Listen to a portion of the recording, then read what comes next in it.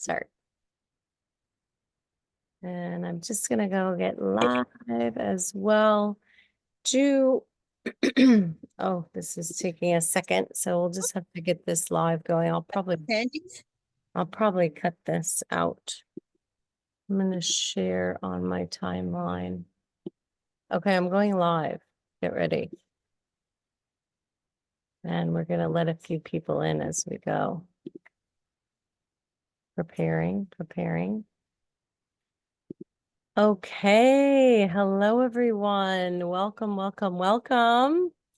This is Una, your cosmic mermaid from Bella Retreats, joining today. Welcome, Laura and Natalie. Hello everyone. Welcome. We got a little feedback. I got to turn that off.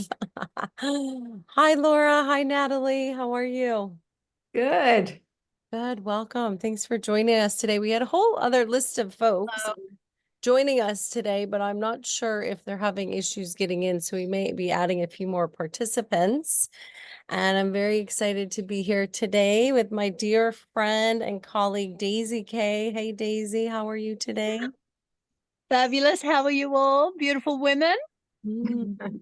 Everyone looks so radiant this morning or evening, wherever you are in the world. Yes. So Daisy and I are here in Australia. So I'm in the ocean side, and she is mountaintop on her magic mountain there. And I know that Natalie is in a farm in Oregon. I have a lavender farm. Lavender farm. And where are you, Laura? I'm in Philadelphia. Okay, in the city. He says with a tone.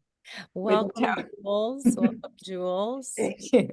Oh, Jules. Nice to see you. Jules is also one of our Australian counterparts here in the Byron Shire. So welcome. Thank you.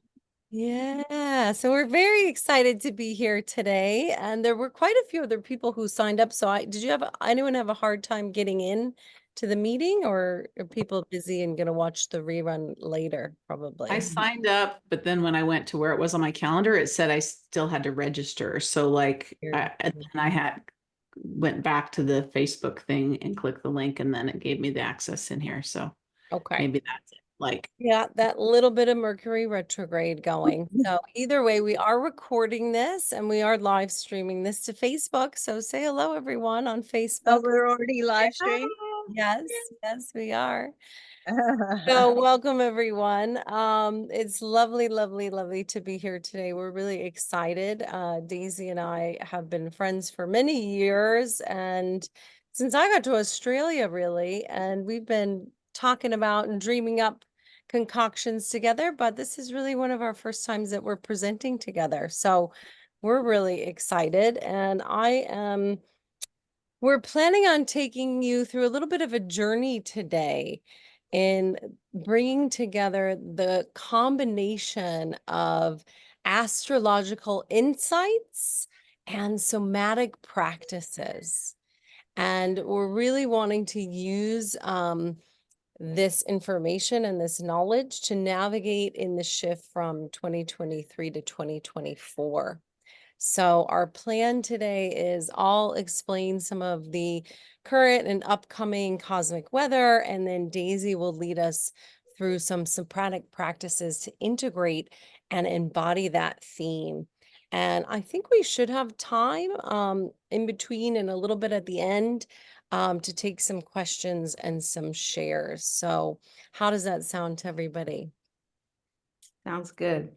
So, well, I really appreciate you taking the time out from your day and your life to drop in.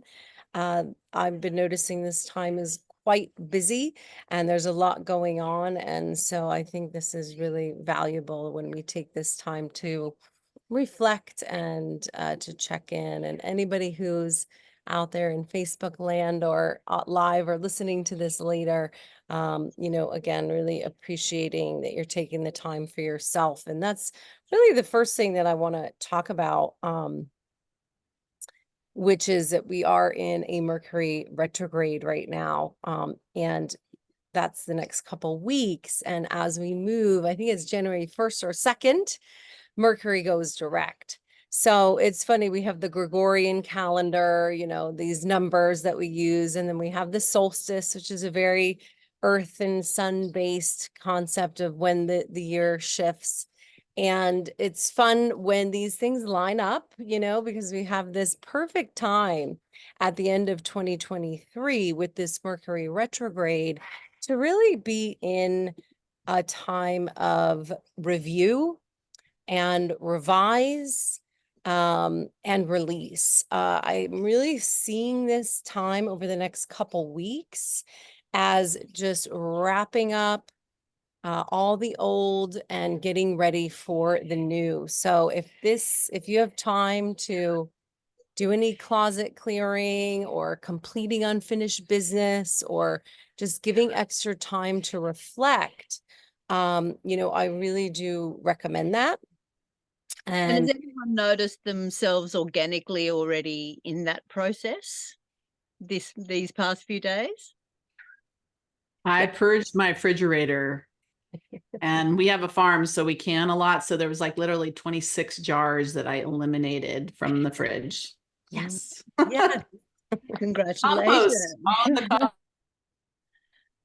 So wonderful to see how in tune, you know, we know. And it's like when we really listen and give ourselves that space, then we actually really complement these outer forces that are happening. Thanks, Una. I just wanted to check in because I know I've been doing tons of finishing up and completing projects these last week. Me too. I dropped stuff at the op shop the other day and like things I had in my closet that I kept being like, why do I have this? Like it doesn't align with my 2024 self.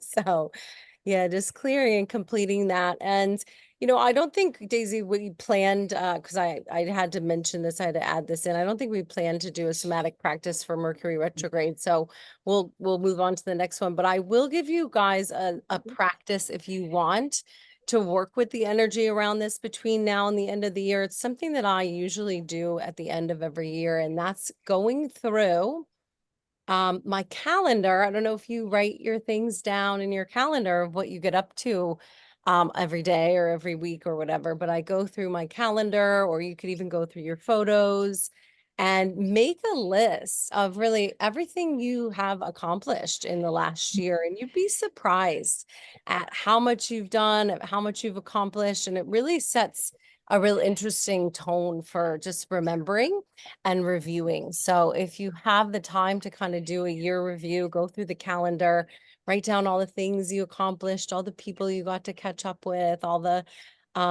events, you know, you either hosted or attended, or, you know, whatever those big milestones were in your life. Because I do think we tend to forget that stuff.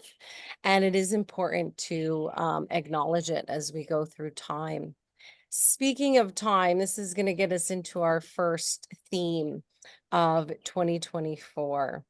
And that astrological theme is the theme of Saturn and Pisces.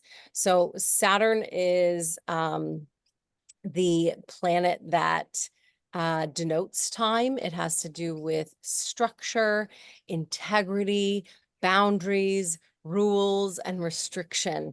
And it's currently in the sign of Pisces, which is an emotional sign, a water sign, and a spiritual sign.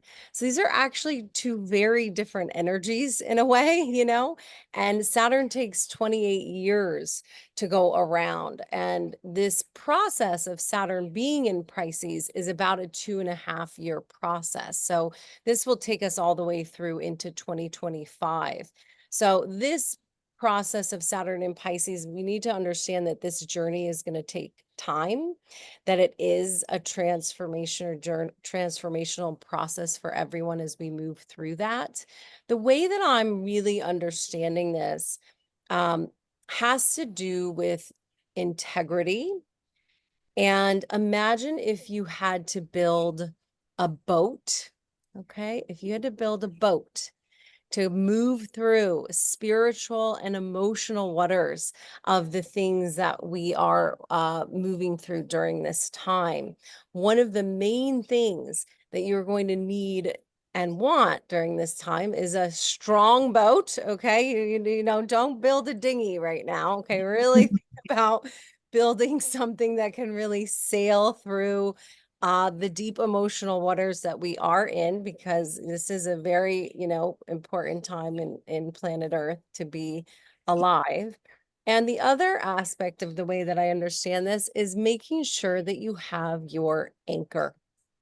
So this is about your personal integrity, but this is also your spiritual integrity through your practice. So embracing consistent daily spiritual practices and things that keep you anchored and aligned and in your body, and having a stable foundation and what really grounds you emotionally and spiritually. This is really the way that I'm seeing this, is like, how do you anchor yourself in the cosmic sea?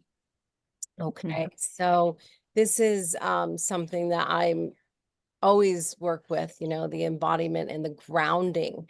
And it's hard, especially if you're in a spiritual world, or you're an emotional person or a spiritual person. We have to always remember to really come back to navigate the unpredictable waters of life. To be resilient, we really need to picture ourselves in a strong boat with a deep anchor. So Daisy, I hope that opens you for where you're going to take us next. Oh, I'm on. So anchoring practices, this is where we're sort of moving into in this stage.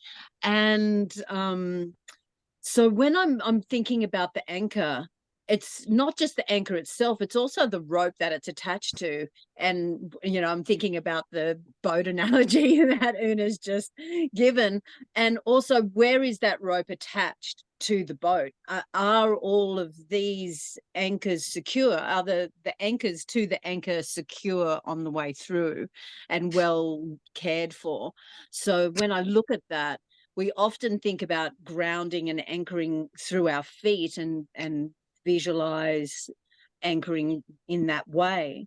But we have these other aspects of the body that need to be open and fluid. The rope needs to be of good health for the anchor to actually anchor down.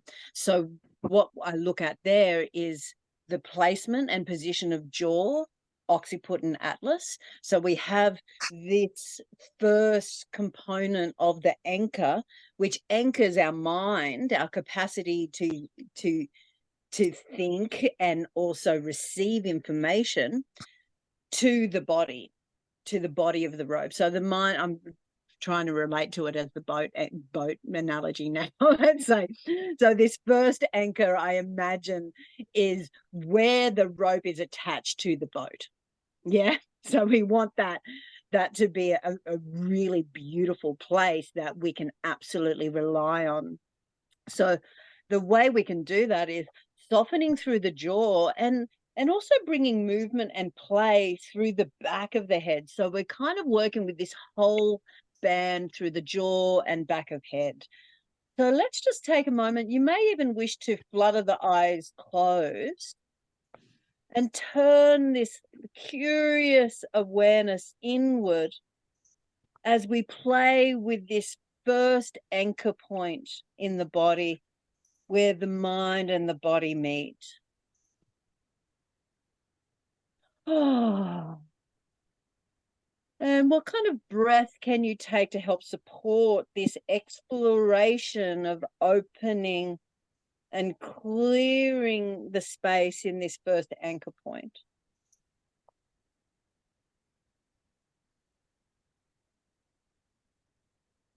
Everyone has different things going on with the jaw and the atlas. So just play. Don't be afraid to make big movement. Oh. When we move into the joints, we actually help to create more glucosamine, which is the lubrication. So the more we move the joint, the more lubrication is built. So if we're like, oh, that's cranky, that's a bigger invitation to make the movement a little more generous. And so let's bring some circles, whether it's in front, behind, bringing the circular motion of lubrication through this top anchor. And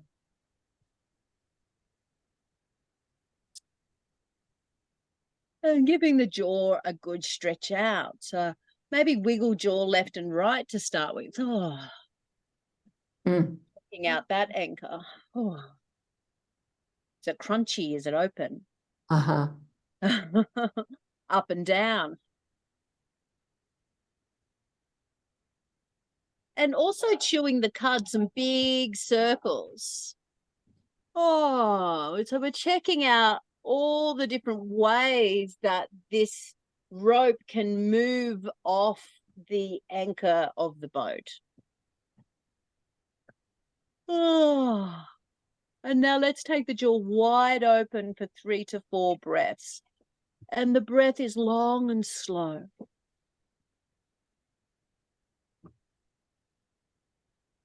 And we want to push it open a little bit more to maybe even trigger a yawn. And if any yawn comes, let the yawns come.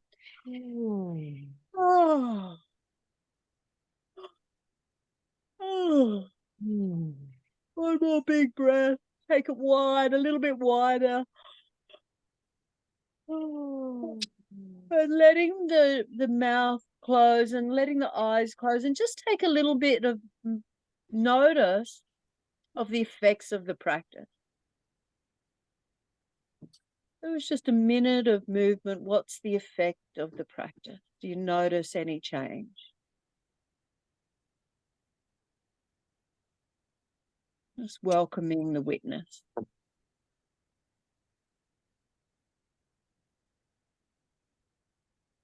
And just a little popcorn style, if anyone feels to share what they notice in relation to the practice, any changes that may have occurred. More spacious and calmer. My forehead is more relaxed. Beautiful. So this is available anytime.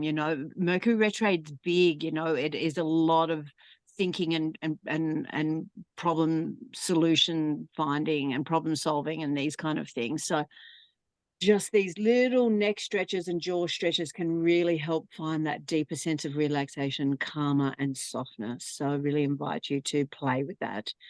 And then I look at where the ribs meet the belly. This is another anchor point of power, because we want free-flowing energy to move through the whole of the body. And for us to really anchor through the legs, we need to feel it through the whole of the body. So a little invitation is to wiggle left and right through the side ribs and try and create a separation between the ribs and the hips. So often these can get fixed and anchored, where we want the rope to be soft and fluid. Yeah. And maybe some circles, like right where the ribs meet. So can we move from the very point of the outer circumference of the ribs all the way around? And again, flutter eyes closed and slow it right down. So it's the lower rib cage is trying to be the point of reference of movement. And how do the head and hips need to move to support the movement of the rib cage? This place of power. Changing direction. Long, slow, soft breaths. Long, slow, soft.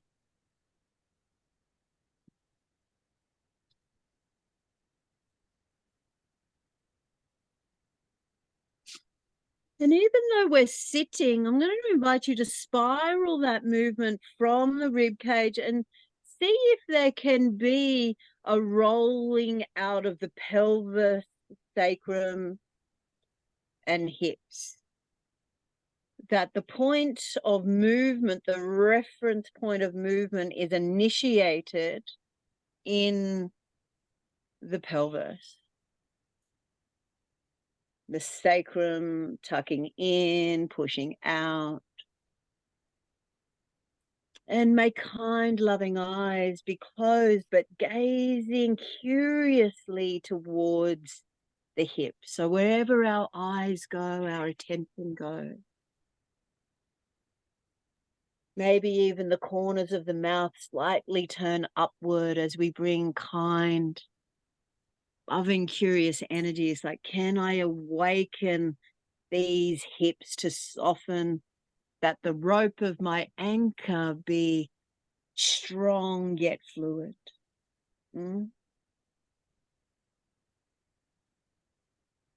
And we're all sitting, and so just to not disturb us or too much, to bring some movement into the knees, ankles and feet as well. Whether the feet are on the ground or folded in front of you or underneath you, can there be a circular or fluid movement that comes all the way down into the ankles, the knee, and the toes also.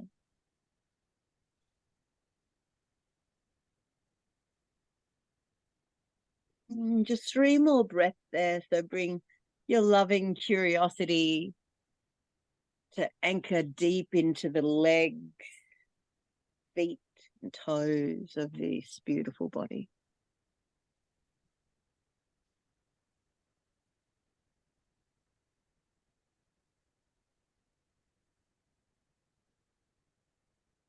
And letting that slow down. So there's no sudden movements, that we allow there to be a slowing into a pulsing stillness, where we can take a pause and notice the effects of the practice.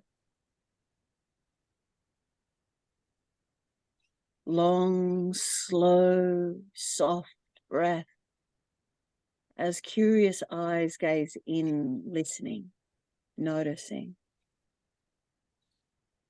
Unnaming right now, nothing to be named, just met.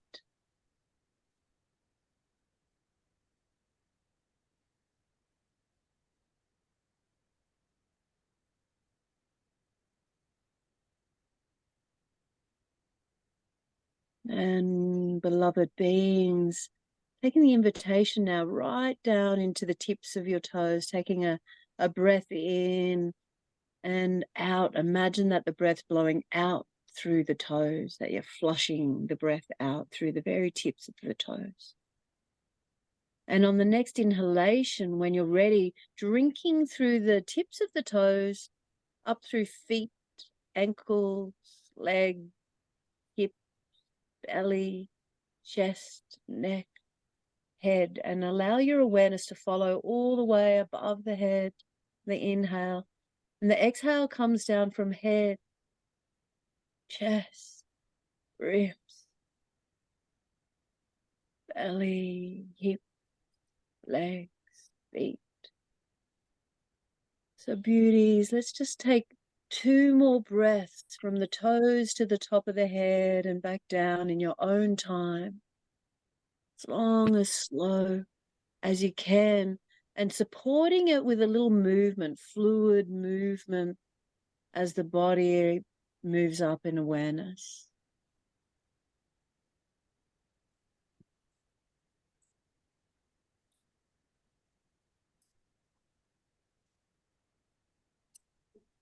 That the rope of our body is easily swayed by the changing tides, the ocean, that anchors, where the anchor stays strong, yet the rope moves fluid.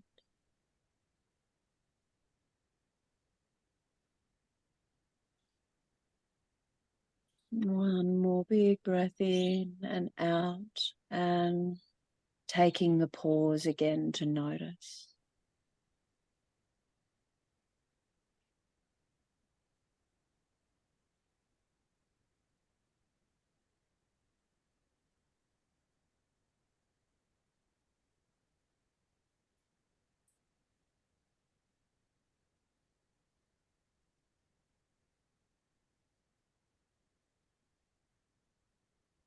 And beauties, may we bring our hands to the body anywhere that feels good for you. And just take a moment to say thank you to the anchor of this energetic and physical body, to the divine intelligence that's available at all times, especially when we pause, notice, and listen. We're just offering a little prayer to self to give thanks for showing up. For as you do this work for you, you really do it for all of us, your ancestors, community, family.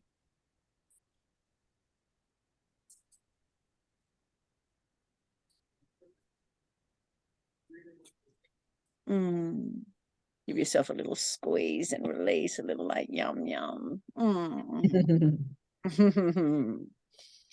And when you're ready, flickering eyes open and just taking a little moment to go, oh, who am I anchored in space? How does it feel? Do I meet the space in a new way?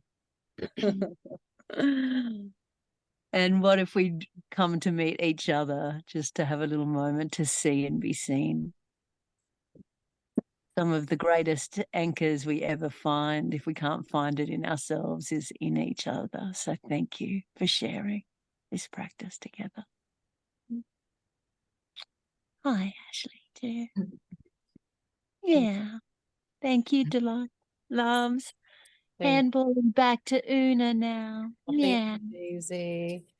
So amazing. One of the things I noticed in that practice was I actually felt like I had more time. I felt a little maybe rushed at the beginning because we were, getting people on the call and doing all the technology and stuff like that. And it's just such a reminder to me that when I'm embodied, when I'm grounded, I actually have more presence and therefore more time, and that feeling of rush isn't there anymore. You guys feel that? Yeah. So beautiful. So time is not a terrible thing when we're talking about Saturn, but it's really that presence of time that's really so important. Yeah, beautiful. Awesome. So we're going to move into a little bit of fire now. And talk a little bit about the nodes of the moon and the eclipses and the equinoxes that are coming up. So we have right now the nodes of the moon. This is the points in space where the sun and the moon cross each other on the elliptical plane and where the eclipses happen. And this is what we call the north node and the south node. And the north node and the south node often denote the places where we are going to be dealing with karmic lessons and change. And over the next year or so, they take about 18 months in every sign. So this is about an 18-month process. They are going to be in the sign of Aries, north node Aries, south node Libra. Yeah. Did somebody have a question? Nope. Okay. Sorry, I thought I heard something. So North Node Aries, South Node Libra. So Aries is the fire sign that's associated with me and mine, and Libra is the air sign that is associated with we and ours. So this time over the next year and a half or so, but specifically around the eclipses, and the eclipses are going to show up around the equinox. So we're talking March, April, September, October of this year and into the beginning of next year. The north node is what we're being called into, the Aries point. So this is about us stepping into more leadership, not only externally, but more even inside of ourselves. So I'm really seeing that about cultivating our inner power, recognizing our strengths, expressing our desires and our wants and our needs. And this really, to me, has a lot to do with sovereignty and independence and taking and having authority over your own life and really nurturing your independence, taking charge of your path, and making decisions that really align with the part of you that really needs and or wants something. Aries really has a very pioneering spirit to it. So you have to be daring and embrace new challenges and changes. And there's a certain bravery in Aries, being willing to confront our fears or take risks and be a little bit more confident. And this may really play into some of our relationship dynamics. Aries at its best, is engaging and dynamic, like a spark of fire, like something that ignites us, with passion. And in its shadow, it can be a little bit too self-centered at times, and Libra at its best will show us that the power of partnership and the power of peace and the power of getting along with another. But at its shadow or at its worst, it can mean people pleasing or giving up something in yourself that you really shouldn't in order to make another person happy. So applying these relationship dynamics around, communication, mutual respect, having partnerships that align with your individual and shared goals are all going to be important themes. And certainly, around those equinox and eclipse times, they may become more prominent. It certainly depends where in, your chart these places lie.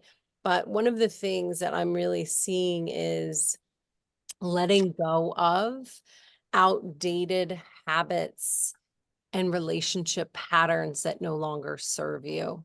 So if you are really overgiving or people pleasing or doing things that actually do not align for you, that may really become highlighted during this time. And instead, we're really going to be wanting to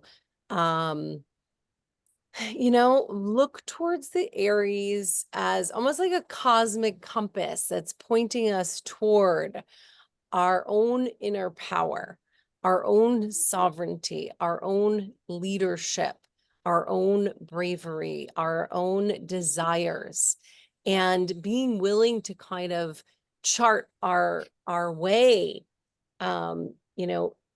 fearlessly, really, as a pioneer in our own unique journey, and remembering that we each have our own individual, authentic paths that we have to take.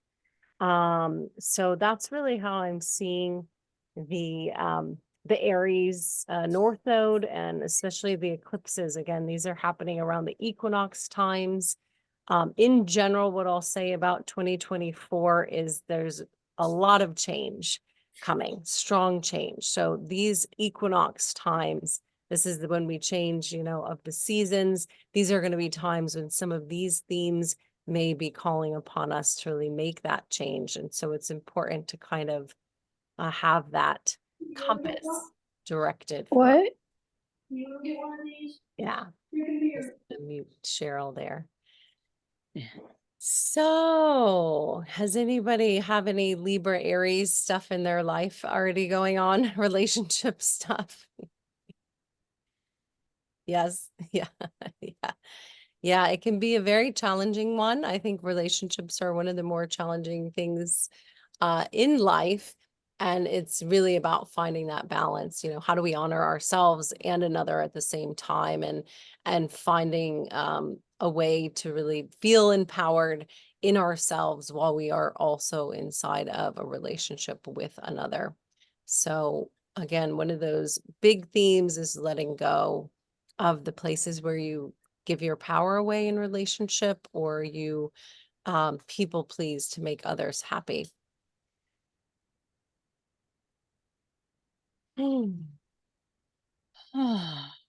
Daisy, darling, do you have our compass? Just realized we had another metaphor there. I didn't quite put it together, but I think the North Node is really the Saturn in Pisces is that anchor, and the North Node is the compass. So where are we going?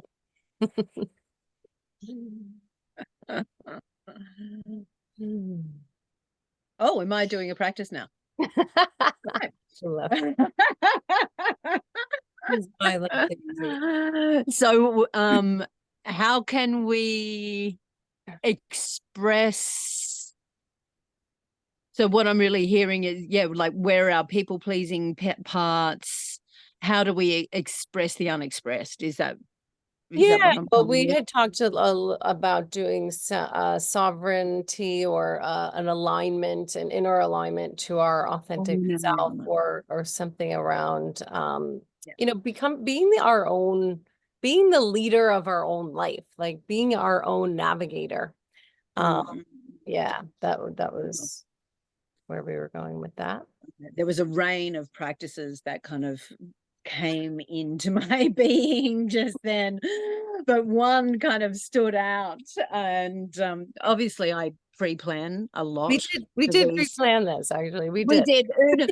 Una pre-plans, and I show up, thank God for Una, and and 30 years of practices to resource from. And what I'd really love to share with you beautiful women today is this re-anchoring, this recentering practice that I like to call, it's like drinking. It's drinking drinking ourselves back home through the straws of our connections. So, you know, we can imagine ourselves, we have all of these threads that go out that are connected to our business, our family, to the places where, you know, we're trying to build and people please, and or batten off, or whatever our survival structure is, whatever it is that we use to compensate. There are these threads connected to that. So how do we come back home to our own inner compass and central truth and authority? So first of all, we did that grounding technique. So I would always, you know, bring that in as part of my recalibration, this shift of this serenity shift. You know, if we're reaching out and we're finding all these things out here and the to-do lists, it's like, how do we come back home? We want to use these centering, anchoring practices that we did before with head, hips, ribs, softening down through the knees to anchor. But now we get to drink ourselves home. So take a little moment to flutter eyes closed again. Revisit the little shifting of coming into our anchored presence through the head, ribs, hips. Yeah.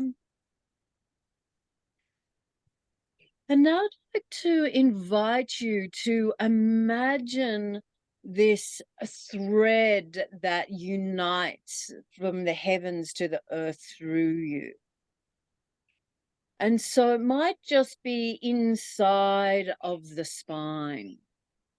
And there's this continuous thread that is our authentic thread that anchors us to the heavens and the center of the earth. Now, I'd like to invite you to imagine there might be all these other threads that are snaking out into the world, connecting to other people's things, expectations. And we're going to take the power of those things away by imagining you're sucking in through a straw and drawing your awareness and intention back home to your own center.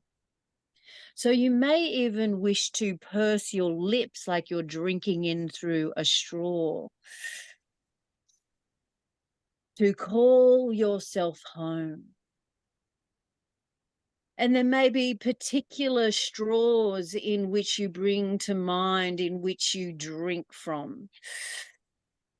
The straw where you give too much of yourself to work or others. The straw that gives too much attention to what other people think or feel about you. Let's drink the power away from that straw. And as we drink the breath in, it's like the straw collapses and we lose that need to please, over-identify, and come home to this anchored, centered self where we are protected and safe in our own field.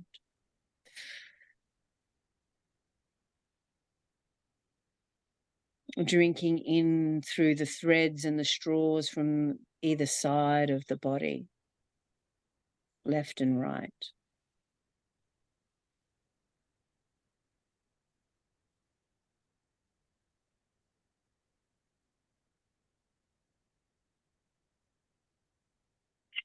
And what about the places behind? Is there any threads, connections, straws that reach out and connect you to things of the past, things behind you that no longer serve? May we drink back our power to ourself, anchor ourselves home into our spine, into our central channel.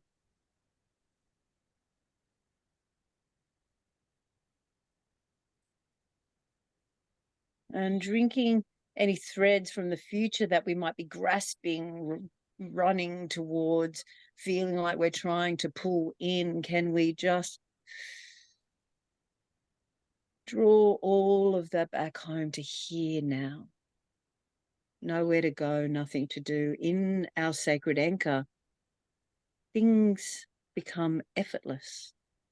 We become the magnet for which grace and ease happens through us.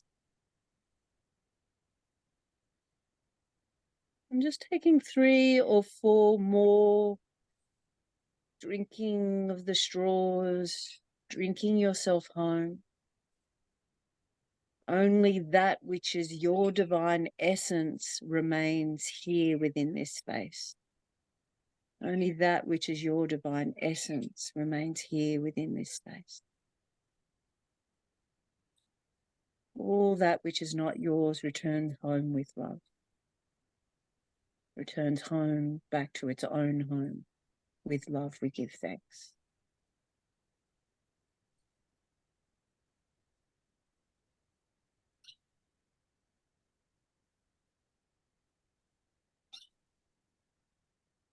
And again, bringing hands to wherever feels good on your body and taking a moment to pause, notice.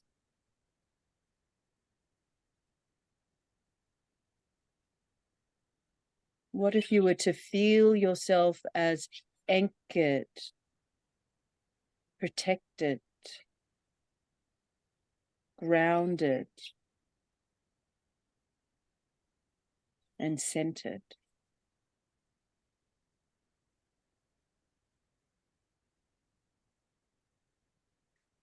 May from this moment forth, I move forward in life feeling grounded, centered, anchored, and protected. Blessings and aho. Giving yourself a little squeeze or a bow, whatever feels right for you to complete this practice.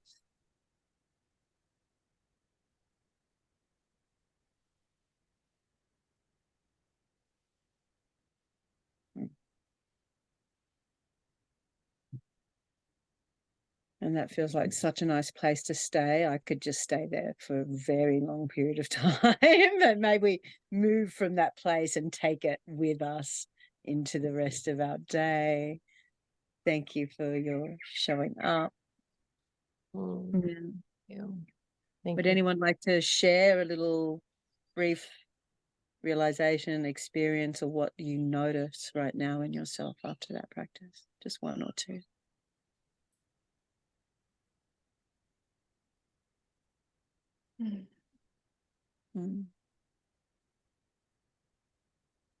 Hi, ladies. Yeah, I've had a really full day, mental. And so this just so easily and gracefully just drops me back in, slows me down.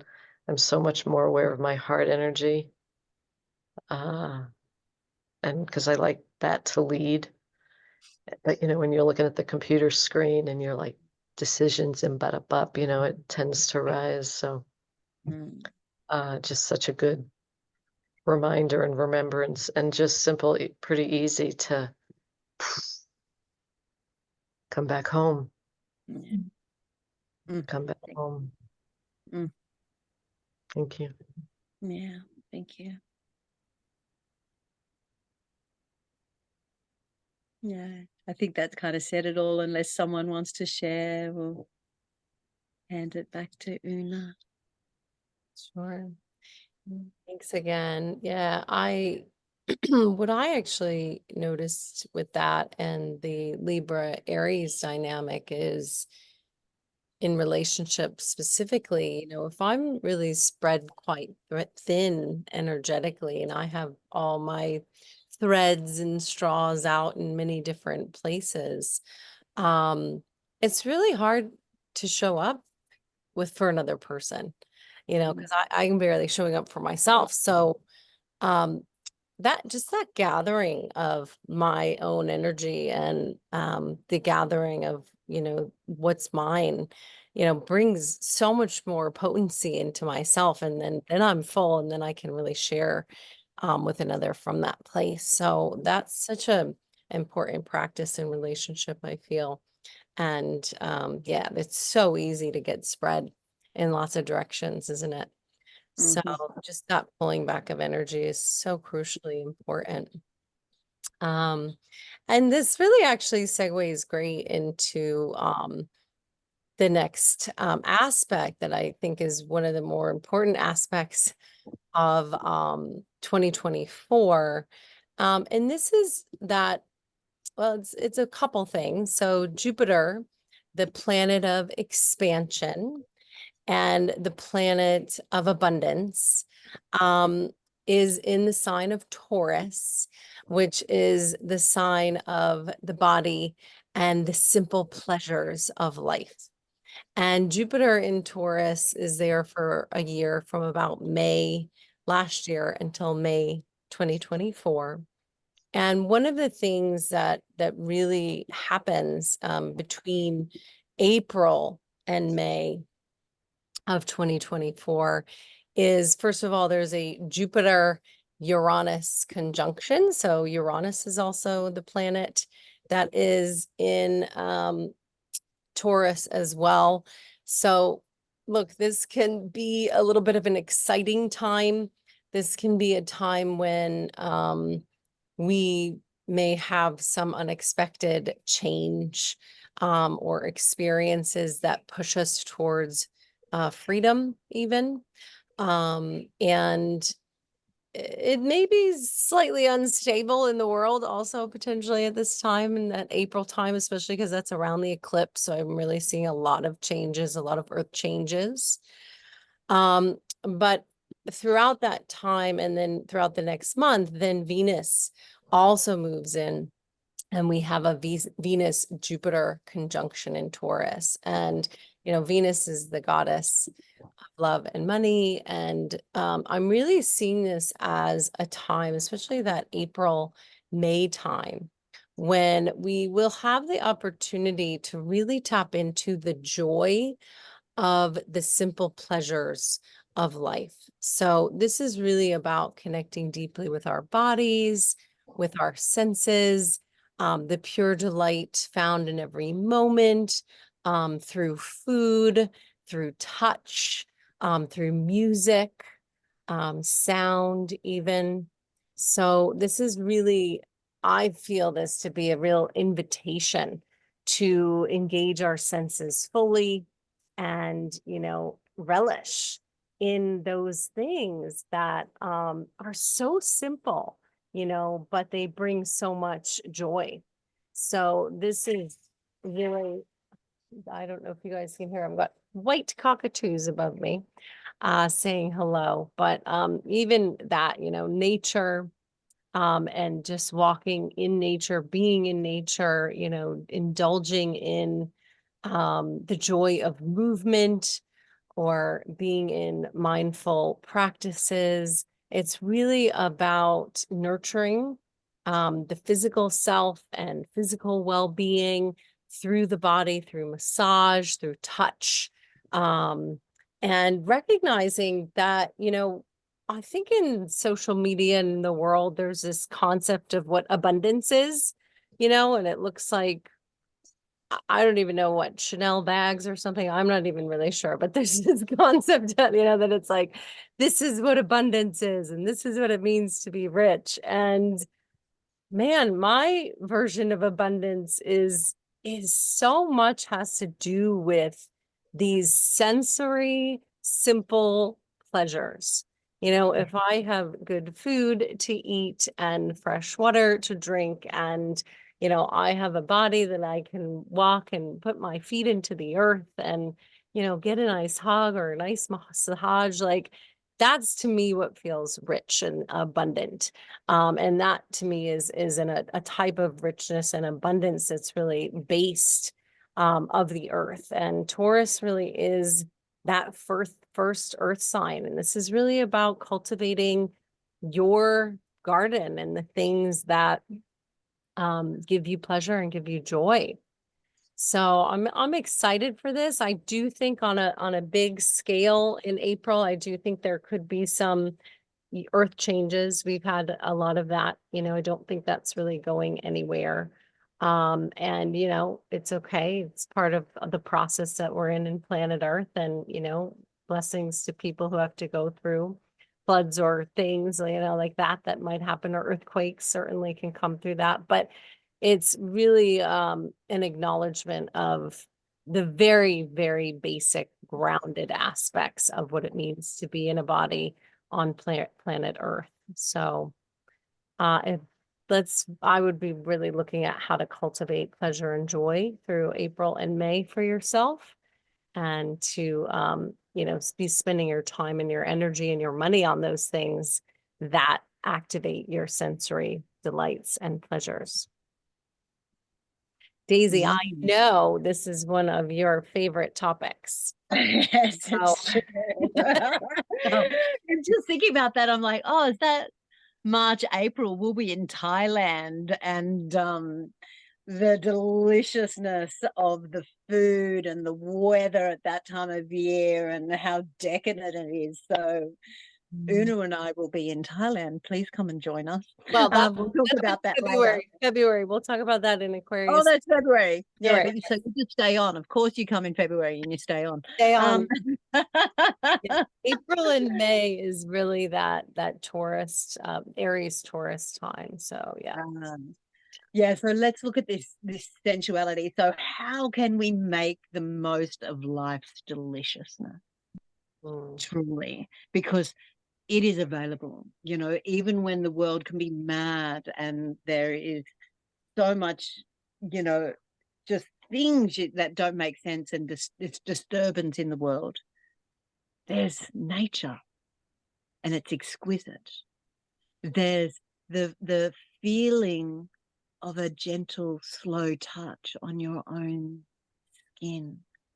Just that reminder that we have access to this sensory, sensual pleasure through the very vessel of our own body in presence. So let us flicker our eyes closed again. And just take a little moment to imagine yourself somewhere that you feel the most at peace and pleasure. It might be receiving a luxurious massage, or nestled in a hot spring, or by a waterfall or stream. Maybe you're eating a mango or a nectarine while your feet are in this stream. I'd like to invite you to take a very long, slow breath and flare the nostrils to see if you can get a sense of the scent of this place, thing, or experience. Flaring nostrils and maybe even lick lips at the same time.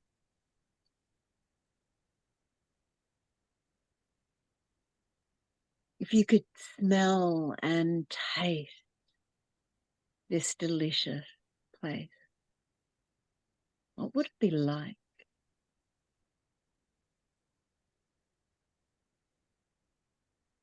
Nostrils flare.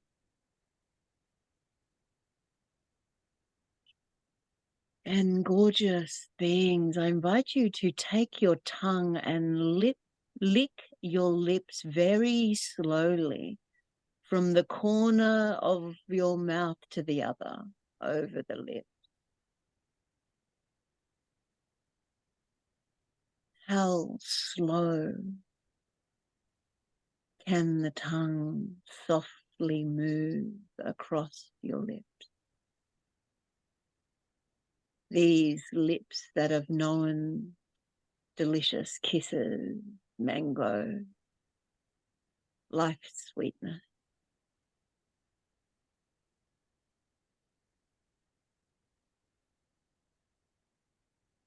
What if the tongue explores around your teeth and gums? Like you are an exquisite expression of the universe. To taste yourself as an exquisite expression of the universe.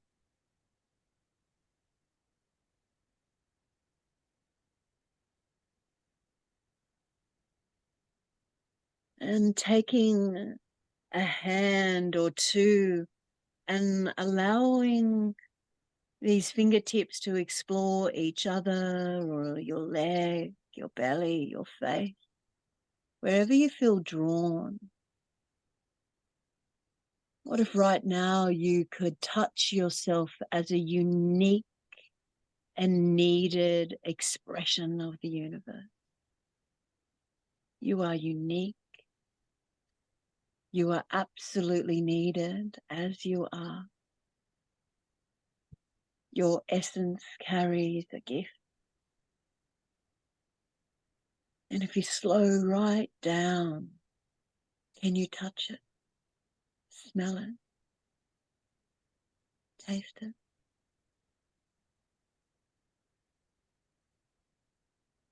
Can you touch yourself as you would love to be touched?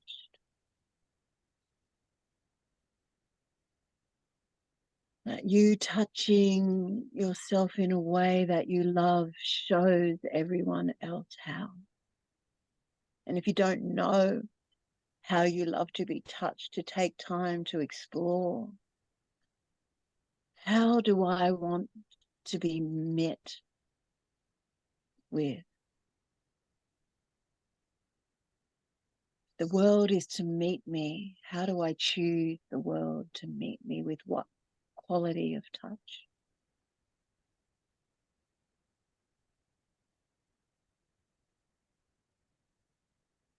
What parts of your being desire awareness, inclusion?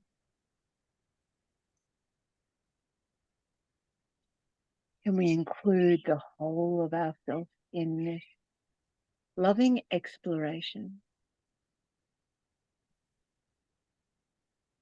May the corners of the mouth turn up as loving eyes turn in.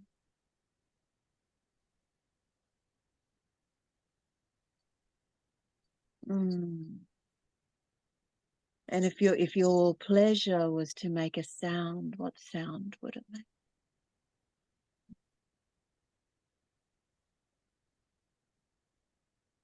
Oh. And if your pleasure was to move you, how would you move to allow more pleasure in right now?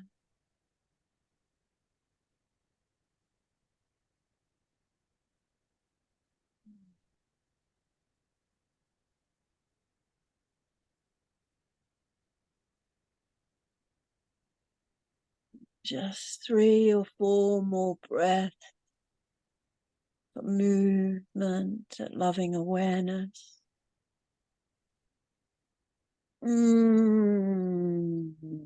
How can this breath make more space for pleasure? safety, connection,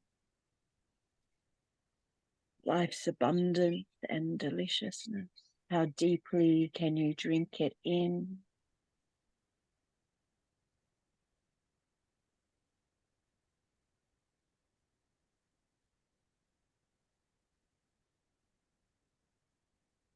One more deep breath, allowing the sigh to complete this practice, letting the jaw soften. And taking a loving pause to notice the effects of the practice.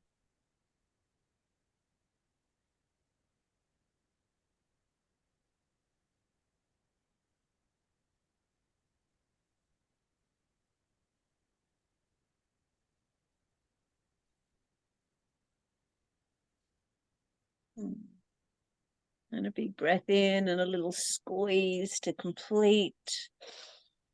I take all this pleasure and restfulness and life's deliciousness with me. In the pause, I felt like I was the rope being washed by the tidal changes. There was just this delicious softness, and I was like, yum. So thank you for exploring your own deliciousness with me here this morning. Thank you, darling. Yeah. Does anybody want to share about that practice? Does anything come up from them?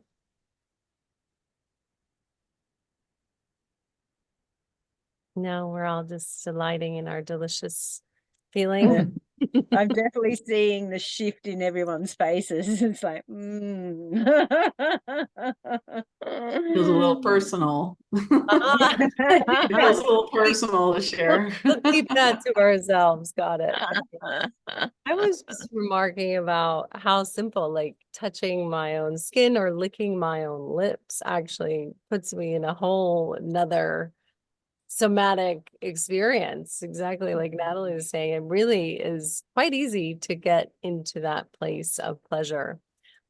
So it's really these simple things, and I'm hoping we can remember to delight in, especially come April and May of this year upcoming. So we have one more astrology transit of 2024 and one more practice to share today. This last one is a lot bigger one. This is the shift from Pluto from Capricorn into Aquarius. And this is a big shift because Pluto takes 250 years to go around and spends around 18 to 20 years in every sign. So we're, yeah, it's a big one. So we're in a very big shift in time, and we can really see this as a shift in humanity and the evolution in society, because Pluto has a transformative, catalyzing quality to it and can really bring forth change. And Aquarius rules our societal structures, our technological advancements, and even a redefinition of our collective reality. So as Pluto moves into Aquarius, I really think we're going to be seeing over the next 20 years, but certainly this happens in February of this year, so quite quickly, a really big change in some of our societal themes. And it's shifting, and we're shifting essentially from a top down, which is the Capricorn, model of the government and the banks and all the 1% people of charge who are up here who tell everyone below them what to do and how things function and how things work, into more of a grassroots, horizontal way of relating. And so it's a big shift in a way, and it is going to be, it's the type of thing, one of the times when Pluto was in Aquarius in history, Copernicus, I believe, or was it Galileo? I had this in my notes, but I can't find it now. He discovered that no, actually, the Earth is not the center of the solar system. In fact, the sun is the center. And he shifted us into this heliocentric model of the solar system. So at the time, you can imagine most people believed the Earth was the center of the solar system. And then this person came along and said, actually, no, that's not how the solar system functions. The solar system functions this way. And I believe he was excommunicated for that. Okay. So, and it took several years, like I don't even know if it was tens or 20s or hundreds of years before that actually became a adopted truth into society. And so we're on the brink of similar things. The themes really associated with Aquarius are future orientated perspective, technological advancements, so AI and VR and science and innovative technologies, advancements in medicines, and even a commitment to an equality in society. So a lot of possibility here, right? And we're already seeing that with things, with the AI and stuff that's really coming through. One of the interesting things is that the US is having what's called a Pluto return. So 250 years ago, the United States was in its own revolution, right? It was revolting from Britain, and it took on something called the Bill of Rights. The US wrote the Bill of Rights, which actually gave more rights to the people. So in general, during Pluto and Aquarius times in history, we do typically see a change in giving more rights to the people. But it can be and feel very challenging because what Pluto does is it sort of shows the corruption in something. So if something is corrupt, we will, be able to see where things are corrupt. There's obviously a potential, like I can see a lot of benefits from same AI and VR technologies. And I love my chat GPT to write copy and all that stuff. And it's very helpful. Lots of technology can be really helpful when it helps. But, the shadow side of that obviously is when technology is used to control people, or it's used in a way that has a very fixed mindset on it. So we do have to be careful with Pluto and Aquarius, because Aquarius is a fixed air sign. So if our beliefs are too fixed or our thinking becomes too fixed, we can see shadow sides of that, like mob mentality, or not being able to be flexible in the way that we view things. So I think it's going to be a very fascinating time to be in live over the next 20 years. I do think the positive aspects of Aquarius, like encouraging a shift in perspective around equality and everyone getting along and having, more peace and more joy, and each person in society contributing to society in a way. And one of my good astrology teachers, Christopher Renstrom, talks about this. Aquarius says that society is only as good as the individuals who make up the people, right? So in order to have a good society made up of good people who are, and I don't mean like good and bad, but people who contribute to society in a way that's productive, you yourself have to take on the responsibility to be a productive, giving member of society. So there's an interesting thing there around, fostering a positive responsibility for your individualness in society, because society is only as good as the people that it's made up of. So that's really a fascinating question. And I think there'll be a lot of questions coming through about what it means to be a good human and what it means to be human. Because if we have robots doing our jobs over here, what, good are humans? And if we are also, Aquarius rules all of the space and the air and things that come from outer space. So we're talking about other planets, or we're maybe talking about UFOs and that type of a thing. What does it mean to be human in the face of emerging technologies and discussions about aliens and even advancements in DNA science, and that type of a thing? So I do think this is, for me, probably one of the biggest questions that's going to come through in the Pluto and Aquarius time. And I feel excited about it. Like I'm not, worried and anything. I think technology can be used, hopefully in certain ways, and then we'll see the ways that it's being used in corrupt ways. So that will be revealed to us.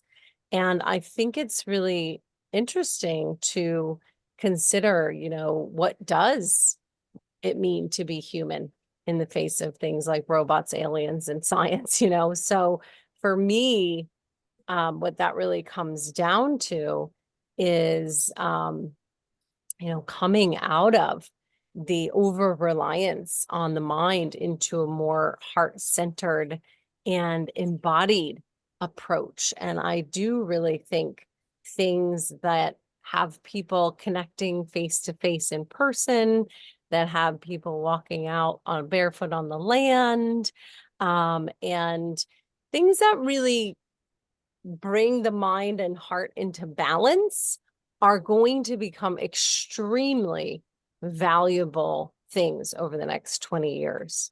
So for me, I'm excited. I think it's a fascinating time to be alive on planet Earth.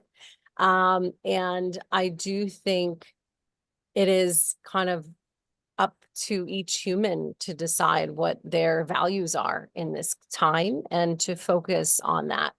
And that really the embodiment of, coming into our hearts and our bodies and, really showing what it means to be human in a rapidly changing world and being open to those changes, but not losing, our humanity in the process.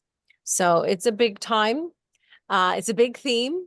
One of the things that I think is really important to understand around the astrology of this is that it's coming quite quickly over the next couple months. So into January, in fact, we have a conjunction of the sun and Pluto. And when a sign conjuncts with the sun, this is called Kazemi. This is a beginning point, and this point is happening at 29 degrees Capricorn. When something's at 29 degrees, that means it's the very end of a cycle. And Daisy, oh my gosh, Daisy is a 29 Capricorn. That's right. I just remembered that, Daisy. I think we're having a party for you that day. Yeah, so it's true. We are celebrating that. So when Pluto moved into Capricorn in the beginning of this cycle in 2008, this was when we had the US housing bubble burst and crisis. Okay. So again, Pluto came in and exposed the corruption around the top-down banking structures. Okay. So be on the lookout for what happens at the end, because sometimes that theme will repeat, or that theme will have some closure. And then around Jan 21 is when Pluto and the sun then meet again. I've got white cockatoos talking about it too, in the first degree of Aquarius. And so this is a very transformative time to be paying attention. I think the last time Pluto moved into Aquarius, because it's kind of doing a little back and forth 5 times before it officially lands. This is the 4th time. There'll be one more time. We saw like stuff in the news. I saw stuff in the news straight away about like AI and VR and all that stuff. And it was like, okay, the technology thing is on. It's coming. It's here. It's not going anywhere. And there is going to be a massive increase in that as we go through this. It's just, there's no way about it. So just pay attention over that time. See what happens for you.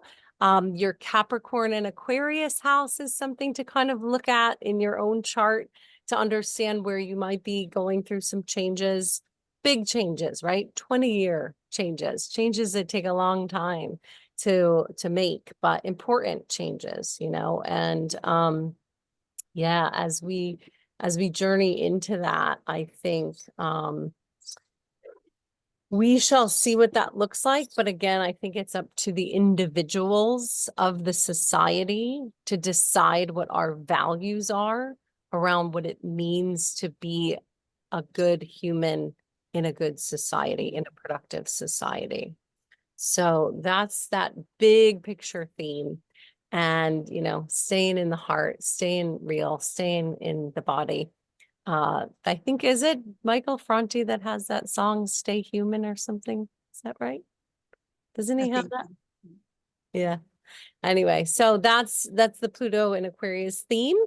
Daisy, darling, what do you have for us in that respect? Ooh, so exciting. It is. Start off, let's just shake it out, have a little shake out. A lot of information. Lot Shake of- off the places that are not your authentic expression. Yeah. It's like, Yeah. because it's about these systems being shaken up to reveal what's underneath. So, shake out the fingers, the toes, the hips, the head. It's like, what's stuck in the back of the neck and the brain? What are these concepts that don't serve us anymore? Let's shake it, shake it. And some nice big breaths, some emptying breaths. Sounds welcome. Whatever the expression is, just get it out, shake it up. Woo. We want to empty so that we can manifest, create, and draw forth what we wish. What is of the desires of our essence? What is that makes us divine humans in service to ourselves and each other? And, you know, so like we need to first make space. So shake up, make space. Relinquish and surrender what no longer serves as your authentic expression. Yeah. And now, darlings, we're going to open eyes for this practice, because we want to meet what life's coming with open eyes. Yeah. And staying soft in the face of things and get curious. You know, it's our kindness that opens doors that brute force will never even dent. So can we meet the world anchored and centered in that place of our anchored, centered positioning, soft and loving in the face? And from this central place, reach out to gather the virtues and the qualities in which you'd like to call in. So let the eyes look out as far as you can and reach your arms out to the side and gather a quality. It might be forgiveness or kindness, whatever the qualities are for you. So inhale, reach out, exhale, draw it in and wash it over your beautiful brain and bring it to the heart and the pelvis. So we're anchoring these virtues. So reaching out to the opposite sides and pulling in the qualities that you would like to call in. So maybe even unmute yourself and popcorn some qualities which you would like to cultivate more of, to draw in, draw forth.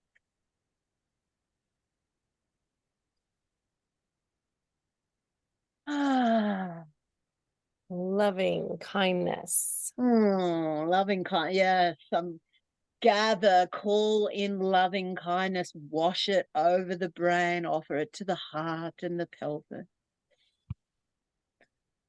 And what I feel really empowers this practice is the eyes, is to really let the eyes seek out as far as you can. For as far as we can look out is as far as we can gather. Yeah, and we can expand our energy. And then we're going to go to the 45 degree in front and gather and collect from here. It's like, yeah, may there be clarity. Mhm. May the transition be as graceful and as easeful as it can be within the crumbling of the old. May there be grace and ease. May there be free flowing, open communication. May I have the courage to speak freely in a way that can be heard. And may we take our hands to the front of us and gather and pull forth what's before us, the qualities in which we'd like to draw in, wash over the brain, the heart, and anchor through the pelvis. Big breath. So take 3 more breaths in. Inhale as you reach out. Exhale as you draw it in. Ah. Ah. One more. Ah. Remembering we can come back to this anytime to draw, manifest, and create that which we'd like. And then I'd like to invite us to bring our hands together. It's like we're making a pot above and below, and all of those qualities are inside this pot. Yeah, we're like, and we start to condense it and stir it up. For a pot that is stirred makes the most delicious, smooth, creamy soup. Yeah? You want to stir these virtues and these qualities. And as we stir, we also condense. It's almost like we're making the milk into butter. Yeah, into this rich, creamy deliciousness. It's like, how can I condense this ball of virtues, these qualities, into a beautiful, thick, creamy, rich deliciousness? And gorgeous people, when you're ready, take a big breath and offer it to your belly. Let loving hands full of virtues rest on the belly. Eyes flicker close again. May eyes gaze to the belly, and the belly take a deep breath in to reach into the hand. So it's almost like we're breathing open more room for these virtues to brew in the belly of our being.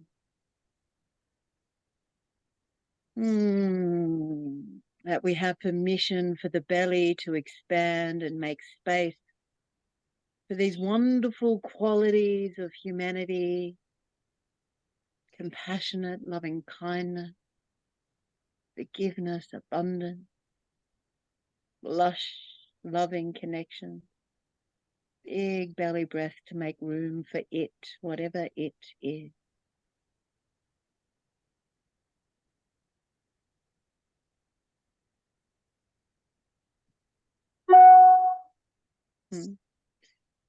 May we leave one hand on the belly, bring one to the heart. May the mind, the heart, and belly be aligned in our divine essence and divine guidance. May the 3 minds work as one for a harmonious, peaceful life in the here and now and for all the days yet to come. May we take a deep breath to seal this prayer.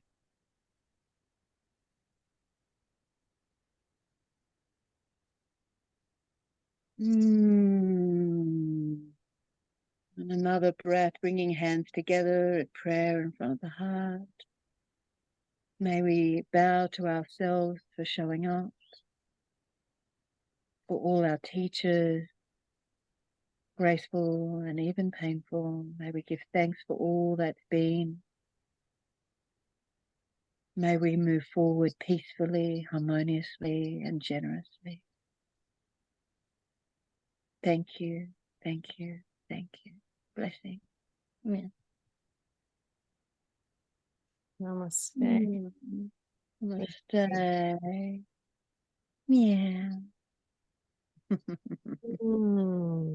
How's everyone feeling? Does anyone want to share a little word before we close out? That was really wonderful. It felt nourishing to my body and spirit. Thank you. I'm looking forward to having more of that in February at the retreat in Thailand. Yes, yes, Natalie is coming with Daisy and I to Thailand, and it's really interesting the beginning of the year, all the different timelines that we have. So we're coming on solstice this week. We have the Gregorian New Year, but then the beginning of February is actually Chinese New Year, and we're entering into the wood dragon. So it's going to be very interesting, I think, to be in Thailand at that time. And I'm definitely seeing this wood dragon year as similar themes, like embracing leadership and empowering yourself and cultivating resilience in changes and transformation. So I think it's going to be a really, really fun time to be activating the Pluto and Aquarius and the Chinese New Year to be in Thailand at that time. So we would love to have some of you to join us, and we'll drop the link and reach out if you want to come, because we do have an extra discount for people who have attended this. So send me a message if you're interested. Thanks, Natalie, for reminding about that. And then So what excited. else? Any other words for anybody else, or, final shares that you want to offer up? More questions, even. Yeah. Laura. I just wanted to thank you both and thank you all for offering this to us. And one of the things I jotted down was about allowing myself to feel cared for and receive. And so I feel that very much. So thank you. Well, that's good to hear. I know you're a big giver. So Mm, deserve it. Yeah. yeah. Yeah. Anybody else?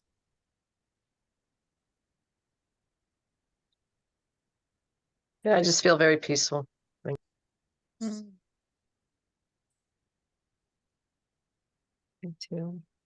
Just grateful for your offerings, your insights, and the reminders of these beautiful practices to come back to self and be nurtured. Yeah, thank you. Thanks for being here, Jules. Good to see you. Well, in the interest of ending on time and leaving on a good feeling note, we'll leave it there for now. Really lovely to spend this time with you all today. And thank you so much, Daisy, for bringing the juice of this yummy feeling. And yeah, have a really beautiful end of the year. If you decide to do that practice, I'm going to do it and share, my end of year review. I'm going to do that. I'm going to share it even on socials. If you do it, let me know. I'd love to see it. Tag Una. Yeah, I'd love to see it. And just have a really nice end of the year and really gift yourself, these insights and these feelings and that take you into a new year. I'm telling you, this year is very different than the last 3 years. So we have a very big opportunity for shifting and changing and moving into the new right now. So open yourself up to that, clear out the closets and get ready. So it's time for a new energy. Yes. Mhm. You have a question, Ashley, or were you just, no, you gotta go? Okay. Or you're cleaning out the closets. Yes. Okay, got it. Bye, Thank you you, guys. Thank everybody. you so you. much. Have a beautiful Bye. new year. Sending you all the love.